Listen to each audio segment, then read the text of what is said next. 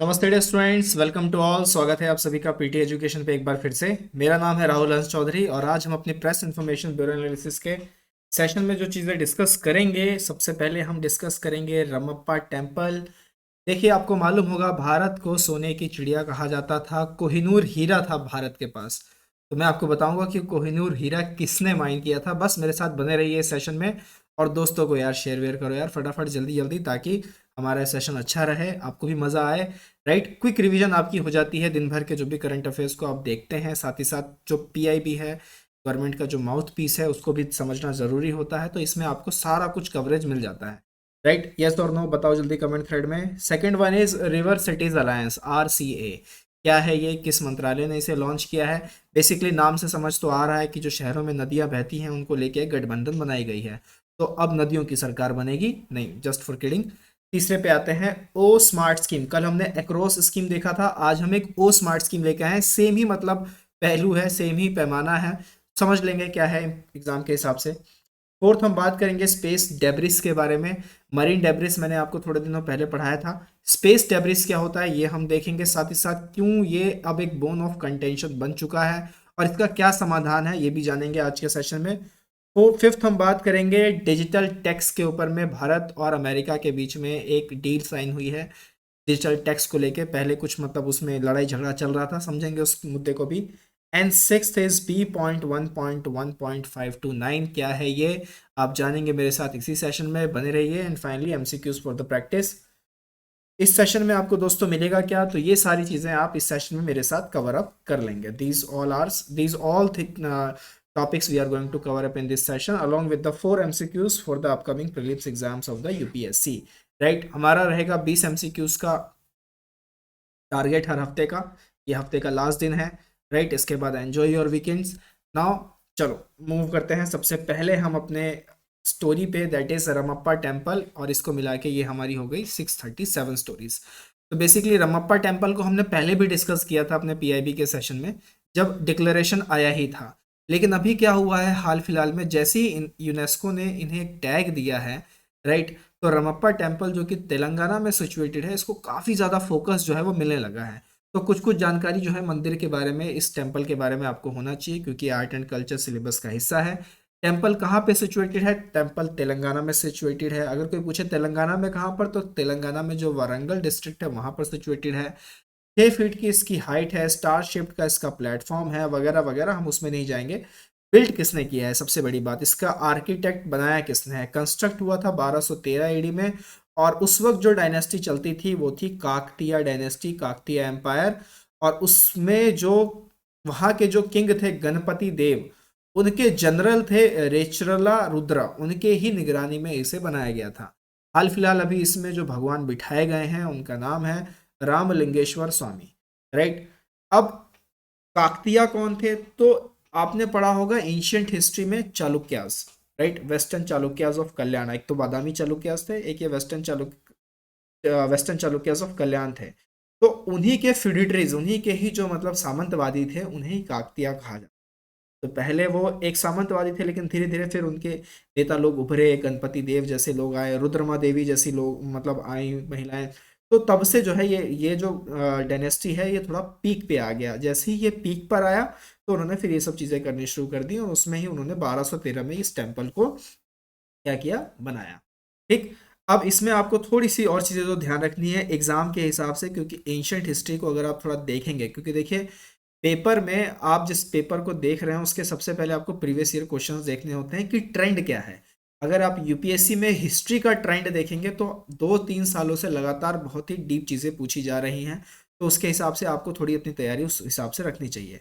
अब इसमें क्या था कि इन्होंने क्या किया, सबसे पहले जो ओरागुला थे, ओरागालू यानी जो वारंगल भी कहते हैं जिसे, वो कैपिटल थी इनकी। बाद में इन्होंने अपनी पहली कैपिटल किसको रिकॉग्नाइज की? हनमकोंडा को। तो ये भी थोड़ा सा आपको ध्यान रखना है। इन्हीं के समय पे इटली के एक बहुत बड़े ट्रैवलर आए थे जिनका नाम था मार्को पोलो, उन्होंने ही इनके साम्राज्य को विजिट किया था। तब उस वक्त कौन लीड कर रहा था? उस वक्त जो लीड कर रही थी वो थी रुद्रमा देवी। राइट, किसके मतलब रूलर थी? काकतीय डायनेस्टी की रूलर थी। तो ये सारी चीज़ें जो है ना आपको थोड़ा सा ध्यान रखने की जरूरत है। तो रमप्पा टेम्पल, जिसको यूनेस्को ने अभी हेरिटेज साइट का टैग दिया था, उसके बाद इन्हें काफ़ी मैसिव फोकस मिल रहा है। टेम्पल मैं आपको दिखा देता हूँ, ये वो टेम्पल है, डायरेक्ट मिनिस्ट्री ऑफ कल्चर के साइट से उठा के आपके लिए लेके आया हूँ, तो ध्यान रखिएगा, थोड़ा बहुत मतलब अंदाज़ा होना चाहिए कि कैसा है। क्लियर। चलिए दूसरी स्टोरी पे आते हैं, that is river city alliance. तो जल शक्ति मंत्रालय ने किसके साथ मिलकर, ministry of housing and urban affairs के साथ मिलकर एक अलायंस, एक गठबंधन जो है नदियों को लेकर लॉन्च किया है। ये गठबंधन 3 पैरामीटर पे काम करेगा। किस पे काम करेगा, एक तो नेटवर्किंग पे काम करेगा, कैपेसिटी बिल्डिंग जो पोटेंशियल है उसको बनाने की बात करेगा, और टेक्निकल सपोर्ट पे काम करेगा। साथ ही साथ इनके ही लॉन्च पे मतलब किसने कोलैबोरेट किया है, मतलब इनकी लॉन्चिंग किसने की है, तो national mission for clean Ganga and national institute for urban affairs. तो ये यहाँ पे आपको दिख जाएंगे, ये लोगो वगैरह आप यहाँ पे देख लेंगे। तो इन्होंने यहाँ पर क्या किया है, लॉन्च किया है river cities alliance with 30 cities in India. तो सिर्फ 30 शहरों में है, तो जो गंगा का बेसिन है उसको सबसे पहले इसमें लिया गया है। इसका मुख्य उद्देश्य क्या है कि जो भी इसमें शहर शहर को जिसको भी इसमें जोड़ा जा रहा है उसमें सारी चीज़ें देखी जाएंगी, सस्टेनेबल मैनेजमेंट वगैरह, क्योंकि नदियों को लेकर काफ़ी मतलब खींचातानी होती रहती है दो स्टेट्स के बीच में, और खासकर अर्बन इलाकों में तो पानी की किल्लत बहुत ज़्यादा चाहिए होती है, और रूरल इलाकों के पास मैनेजमेंट का कोई मतलब तजुर्बा नहीं होता, वो पानी ऐसे ही वेस्ट करते रहते हैं। तो इस हिसाब से इनको लिंक करने की बात की गई है, नदियों को लिंक करने की बात की गई है, ताकि नेशनल पॉलिसीज़ को एक स्ट्रीमलाइन किया जा सके, और लोग कनेक्ट हो, लोगों को मतलब जो भी मतलब लोगों की जो प्रॉब्लम्स हैं पानी से रिलेटेड वो सुधारी जा सके। तो ये थोड़ा सा आपको ध्यान रखना है, कौन कौन इसमें इन्वॉल्व है ये आपको ध्यान रखना है। क्या क्या थीम है मैंने आपको बता दी, 3 थीम्स पे ये काम करेंगे, networking, capacity building, technical support. Right, move करते हैं अपने तीसरे स्टोरी की तरफ, that is O smart scheme. अब ओ स्मार्ट में मतलब क्या है, फुल फॉर्म क्या है, तो ocean services modelling application resources and technology smart scheme. Right, cabinet committee on economic affairs ने इनको मंजूरी दी है कि आप ये स्कीम चला सकते हैं अगले 5 सालों के लिए, जैसे ही अक्रॉस स्कीम को दी थी। मंत्रालय सेम ही है, मिनिस्ट्री ऑफ अर्थ साइंसेज जो है इसमें इन्वॉल्व है। इसके तहत 7 सब स्कीम्स आते थे, जबकि अक्रॉस स्कीम के तहत 8 आते थे, जो हमने कल डिस्कस किया था। ये इसका काम क्या है, to boost the blue economy, blue economy को बूस्ट करना। उसके बाद फिर ओशनोग्राफी जो रिसर्च है उसमें जो टेक्नोलॉजिकल डेवलपमेंट है उसको मजबूत करना, ओशन रिसोर्सेज को बिल्कुल सही तरीके से इफेक्टिव और इफिशिएंट वे में यूज़ करना, ये सारा इसका काम है। राइट, तो यहाँ पे आप देखेंगे कि यहाँ पे लिखा हुआ है मैंने, to develop high resolution models for ocean forecast and real analysis system. It has help India get recognised as pioneer investor with international seabed authority. इस पे इस बार यूपीएससी की परीक्षा में सवाल पूछा गया था, ये हमने डिस्कस भी किया था। For conducting extensive research on deep sea mining on MPN. MPN क्या है, तो पॉलीमेटेलिक नोड्यूल्स हैं, उन्हें एमपीएन कहते हैं, and hydrothermal sulphides in the allotted areas of the Indian ocean. तो ये था ओ स्मार्ट स्कीम, ये थोड़ा सा आपको ध्यान रखना है, मंत्रालय वगैरह ध्यान रखिएगा, और क्या इनका मतलब क्या सिग्निफिकेंस है ये आपको ध्यान रखने की जरूरत है। ओवरऑल कॉस्ट कितनी है, लागत कितनी है, तो लगभग लगभग 2177 करोड़ की इनकी लागत है।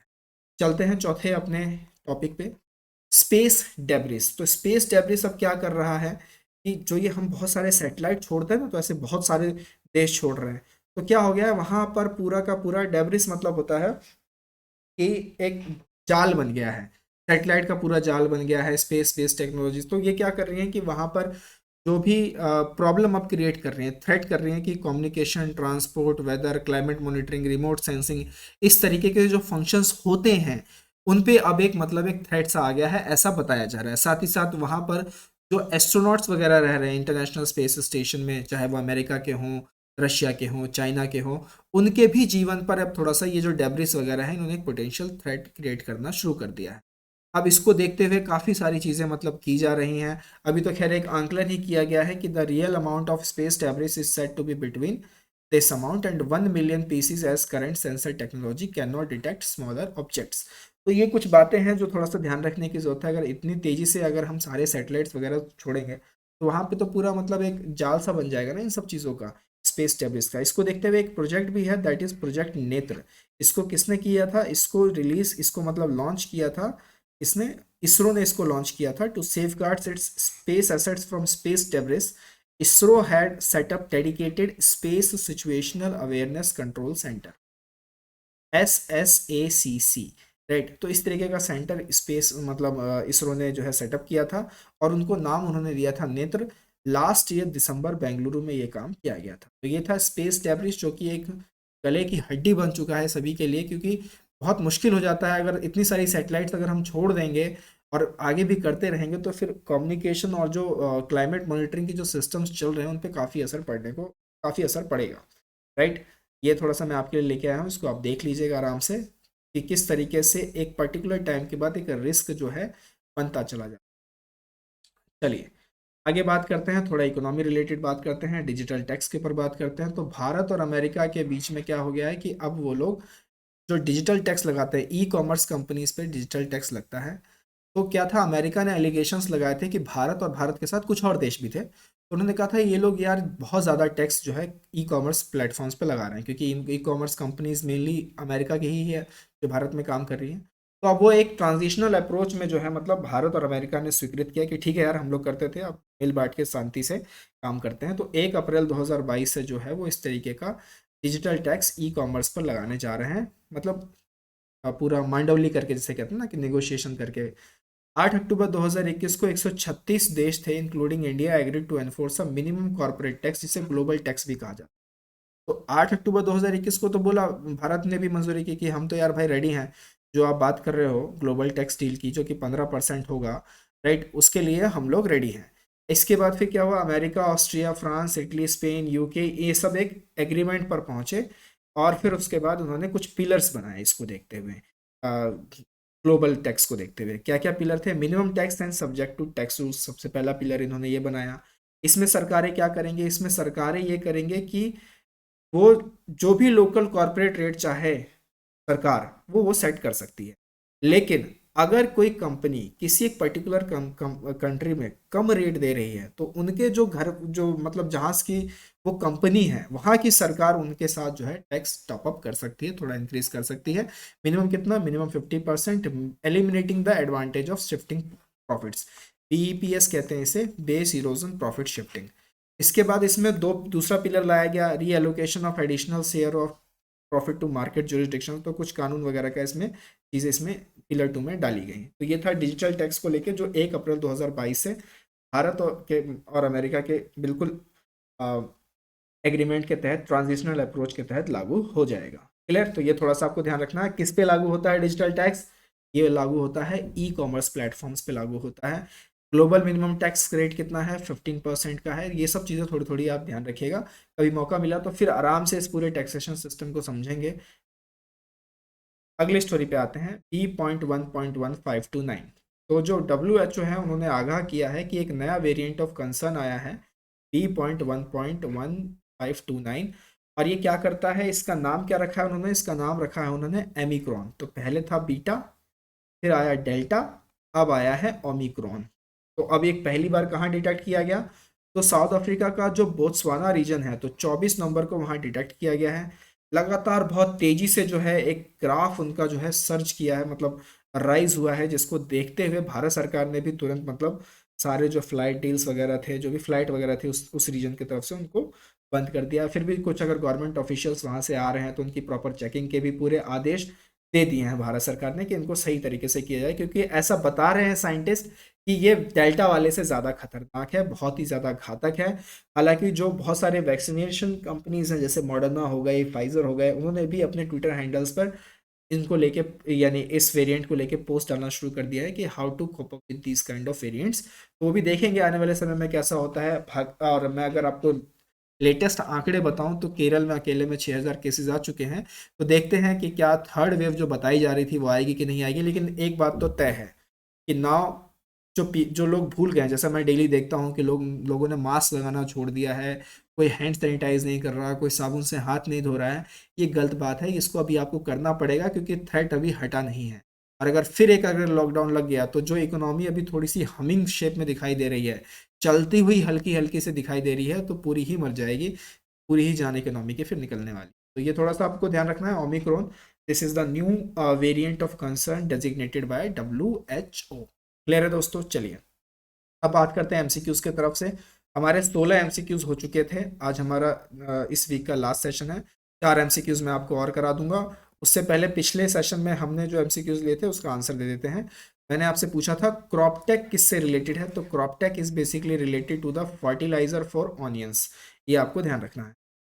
उसके बाद J0240 प्लस 1952, ये क्या चीज़ है? This is a fast spinning white dwarf, right. ये ना तो कोई मार्स का क्रेटर है, ना मालदीव का कोई वोल्केनो है, ना ही पैसिफिक में कोई डीपेस्ट पॉइंट है। This is the fast spinning white dwarf, ये आपको ध्यान रखना है। State of food and agriculture report, ये कौन पब्लिश करता है? तो इनके नाम में ही है, एफएओ। एफएओ जो है इसे वो पब्लिश करती है। हेडक्वार्टर कहाँ पे है आप लोग मुझे बताइएगा। Mysore declaration is basically related to the service of the delivery, right. तो ये इसका आंसर क्या होगा? इसका आंसर होगा ऑप्शन टी। 17वें सवाल पे आते हैं हम अपने। इनमें से कौन सी ऑर्गेनाइजेशन ने रिवर सिटीज अलायंस को लॉन्च किया है? तो ये थोड़ा सा मतलब है, अच्छा क्वेश्चन है, राइट। आज मैंने आपको कराया तो आप इसका आसानी से उत्तर दे देंगे। एक्रॉस स्कीम, इसको किस मंत्रालय ने लॉन्च किया है? 4 मंत्रालय के नाम आपके सामने मैंने लिख दिए हैं। पार्टिसिपेट जरूर कीजिए, कमेंट कीजिए, आंसर कीजिए जितना हो सके। आपका ही मनोबल बढ़ेगा, मुझे भी अच्छा लगेगा, मुझे भी मोटिवेशन मिलेगा कि मैं ऐसे और सेशंस आपके लिए लेके आता रहूँ। भारत गौरव स्कीम, इसको किस ऑर्गेनाइजेशन ने लॉन्च किया है? ये भी आप मुझे बताइए। उसके बाद फाइनली अभी हाल फिलहाल go blue for AMR campaign दिखा गया है, ये किस चीज से रिलेटेड है? Is this related to antimicrobial resistance, और this is related to blue economy और ई व्हीकल्स और some kind of a digital tax? किससे रिलेटेड है आप बताइए। पीटी के सब्सक्रिप्शन कोर्सेज ऑन है दोस्तों, एनरिच कंटेंट है, लेवल 1 लेवल 2। अभी तक एनरोल नहीं किया है तो आइए एनरोल कीजिए, पूरा पूरा लाभ उठाइए। बहुत अच्छे अच्छे कोर्सेज हैं, सेल्फ प्रेप कोर्सेज हैं, ऑनलाइन कोर्सेज हैं। डिस्क्रिप्शन बॉक्स में पूरा लिंक है, जाइए चेकआउट कीजिए, देखिए। सिविल तपस्या का पोर्टल है, आप ही लोगों के लिए बनाया गया है, इसको पूरा आराम से स्कैन कीजिए, आपको ये मतलब एक वन स्टॉप सॉल्यूशन मिलेगा यूपीएससी प्रिपरेशंस को लेके। हम मिलेंगे अगले सेशन में, टिल देन टेक केयर, नमस्ते, जय हिंद।